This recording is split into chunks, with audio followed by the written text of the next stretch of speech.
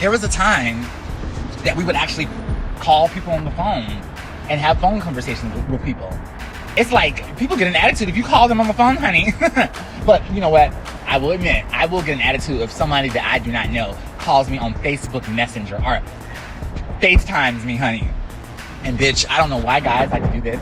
Bitch, don't be FaceTiming me without my permission. Honey, bitch, you may see a whole nother person that answers this fucking phone, honey. Shit. Liable to scare somebody, honey. They see the other person underneath this wig and this makeup, honey.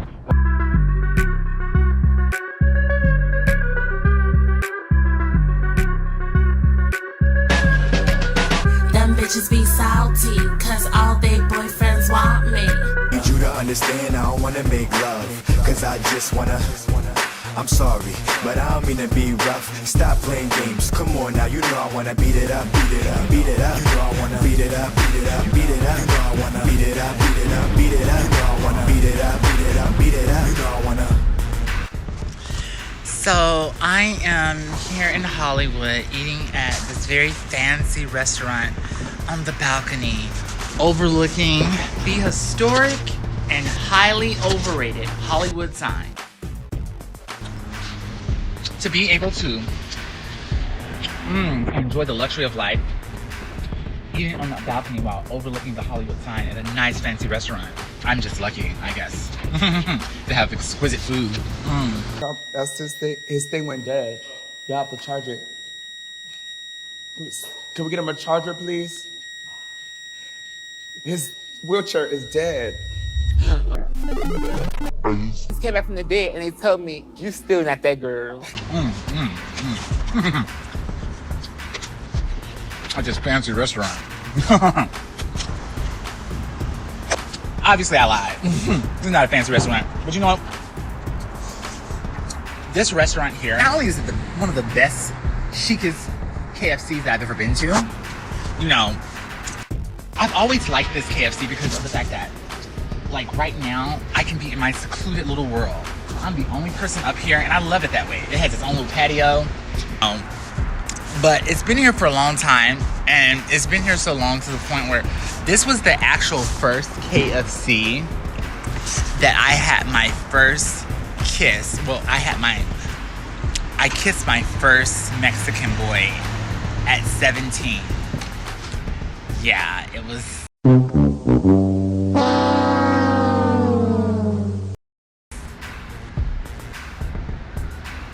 It was not memorable, but I mean, it was cool for what it was. There's the parking lot there, you know. And another thing about this restaurant too, ooh. Bitch, the tranny-friendly lighting on this side of the table is magnificent. Now that is what you call tranny-friendly lighting. I should have been sitting over on this side the whole time, honey. And of course I lied too. I'm not by myself. I actually do have company with me.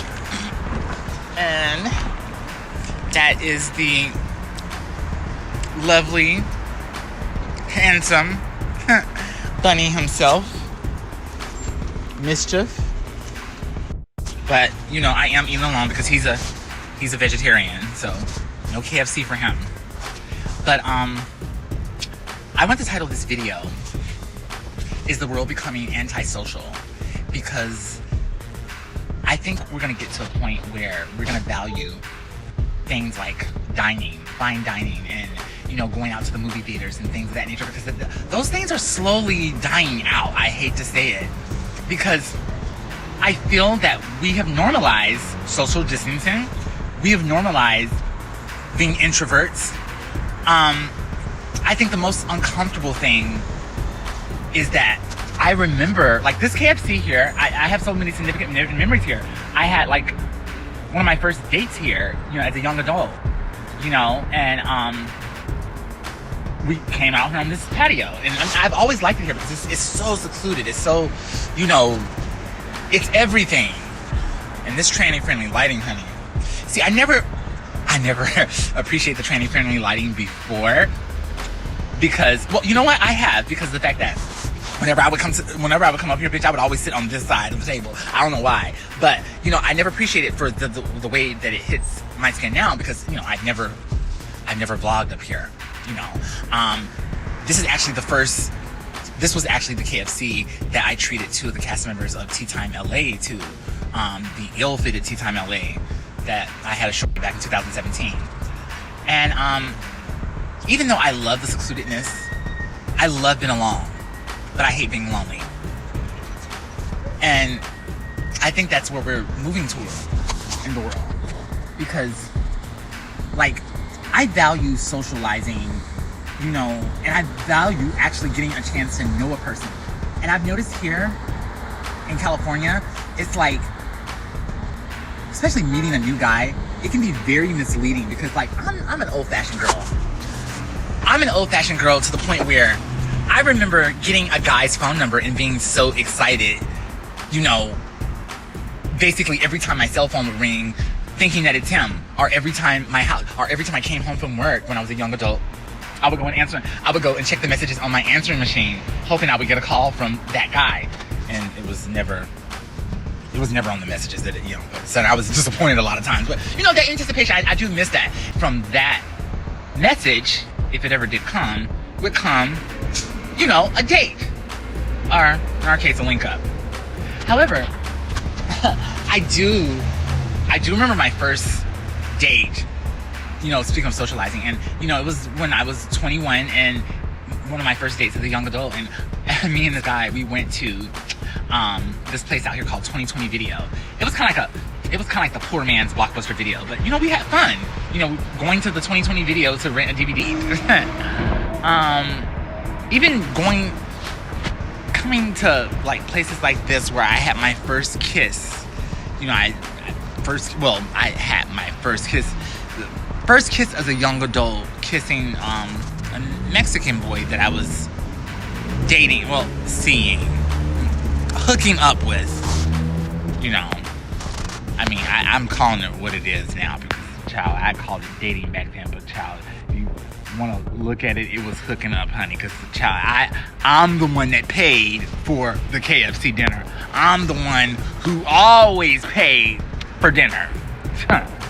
Child, I was the man in the relationship before I was the woman. Girl, anyways, yeah, as I was saying, I value socializing. I value, you know, being able to, you know, enjoy the exquisiteness of fine dining and eating KFC. But I really do feel like that is a dying art, because we have normalized being antisocial. And I saw this, I think it was on TikTok, and it was of this couple having a date night. Now get this, the couple, it's a female and a guy, and they've never met each other. They live on two different sides of the continent, and this is how they do a movie date night. They watch, honey, I guess they hook up to FaceTime, and they get the movie off of Netflix, and he has a Netflix account, she has a Netflix, and they precisely time it to where they start the movie at the exact same time so they can watch and enjoy the movie together. Okay, that sounds very creative. That sounds very depressing. I mean, I can just imagine how the sex is. I mean, this virtual dating, it does not substitute having human connection. I've never seen 10,000 tapes in one store. There's so much kid stuff. And I can keep them for 3 evenings. Now this is a video store. Ordinary video stores don't even come close to Blockbuster Video. You've just got to see it to know what we mean. Wow. Wow. Wow, what a difference. Blockbuster Video. Come discover the Blockbuster difference. To be more upfront, this is how this the world's becoming antisocial thing is affecting the world. And it's affecting me. Like, I understand, you know, the whole new thing is like trading pics and vids to, you know, that's part of the getting to know a person stage. And trust me, honey, I know what it is, and I know what it do. Because, honey, I used to be the shy girl that didn't want to send vids out and pics out and stuff like that because I didn't want to come across like I was that girl. You know, the other girl that you don't take home to mama. Little did I find out is that no matter what I did, I was going to always be that girl that you don't take home to mama. So anyways, there was a time in stage, like I said, you know, where you would anticipate getting the person's phone number and then you anticipate the link up. Then it went from, you know, you meeting online and then you trading pics and vids because, you know, that's going to lead to you guys linking up. And now, in 2021, this is what they're doing. A guy that I have met online will basically ask for a vid or pics or whatever. You know, I'll see his vid or pics and I'll be very impressed. And I'll be like, oh, great, this is, what's up? Can we link Can we link up? And he'll set a time to link up. And it's always a time that's far away. It's never at that time. It's gonna be either tomorrow, next week, next year, you know, in a 7 hours or so. But what I didn't realize at the time is that that's a complete diversion. That is a whole bunch of BS. Because what he'll do, he'll tell you the time, but when that time comes, he'll be nowhere in time, nowhere in sight. And then you'll realize that you just wasted your time. Because, and this is what I don't understand. Most guys nowadays are simple. They come quick. They fuck quick. They fuck shitty. They're lousy. They're lazy. So it should be no surprise why some guys, you know, they'll ask you for your vids or they'll ask for your XX pics. And it used to be to the point where that's to give them a preview. Honey, they jack off, get off to that preview, and they're on to the next bitch. They're satisfied. And that's where we're at. That's one component of like this being antisocial. You know, I can enjoy a nice flick on Pornhub every once in a while or XXvids, but you know, if I'm in the same city as a person and you know, honey, I want to, and then I know what you're working with, you're sending me this video, honey, why tease me? But it's part of the antisocialness, and I'm gonna tell you what, it gets really weird. I was with a guy a while ago, and he was at my house, and I kid you not, this freaked me the fuck out. I forgot what I was doing. I think I went to the kitchen and washed some dishes or something like that, and I kept getting texts back to back, you know, and he was in the movie, he was in the living room watching, I think, like Family Guy, some shit like that. Anyways, I'm like wondering, who is this blowing my phone up? I go and check my phone, which is like next to me as I'm washing dishes, and it's him having a full-on conversation like, what are you doing? Oh, you look sad. And I'm like, the fuck? You're in the next room. Why the fuck are you texting? And then that's when I started to understand the social awkwardness, the anti-socialness, and it doesn't just stop there. I've had people be in the same motherfucking house as me and will text me a question when I'm in the next room instead of getting up and walking to the next room and asking me in person. That right there tells you how this anti-socialness is starting to bleed through. And let me tell you something. This virtual, you know, date movies and child, that ain't gonna, no. It's, honey, it's not giving what it's supposed to give. And it's never going to give what it's supposed to give. Because artificial intelligence, digital replacement does not make up for human connection. Listen to what I say again. Repeat this if you have to. Artificial intelligence, digital replacement does not make up for human connection. That's very important, and I feel that we are getting to that place in society where we're trying to do away with the human connection, and it's so annoying. I mean, even at my job at Instacart, you know, sometimes I want to talk to a live person, you know, and if I'm having an issue or something, and bitch, do you know that this whole artificial intelligence thing is set up to, and Instacart is not the only one that's doing this, so I'm not gonna, you know, put them on blast as being the only one. Bitch, Airbnb, Amazon is notorious for this.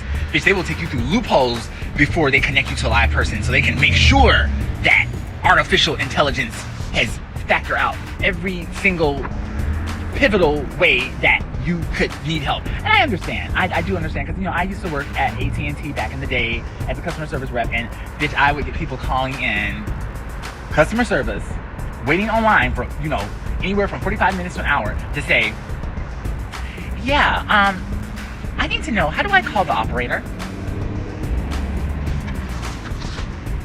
Bitch, I want to come through the phone right now and kick your ass for asking a... But yeah, I understand. That's what artificial intelligence, you know, the algorithm, it factors, it pleases people like that, so they don't have to annoy us normal people that's trying to do, you know, are people that have real problems and real issues. However, there's some issues that are not, you know, something that can be handled by digital. Sometimes you need the compassion of a human. Point blank, that was a nice little outing. However, it's always good to treat yourself every once in a while, you know, and do things by yourself, because I will say that I'm the type of person that for the longest time, used to go to the movie theaters, like, by myself, and thought that was just a normal thing. And when I would tell people this, I would always say, oh, I'm going to go to the movies, and, you know, they would just make the assumption that I was going with someone, and then when they would find out, like, oh, who you're going with, and I'll say, oh, I'm going by myself, and people would say, oh my God, I'm so sorry. Like, I'm like, you're so sorry. You're making it seem like it's a bad thing. And I think that's what it comes down to.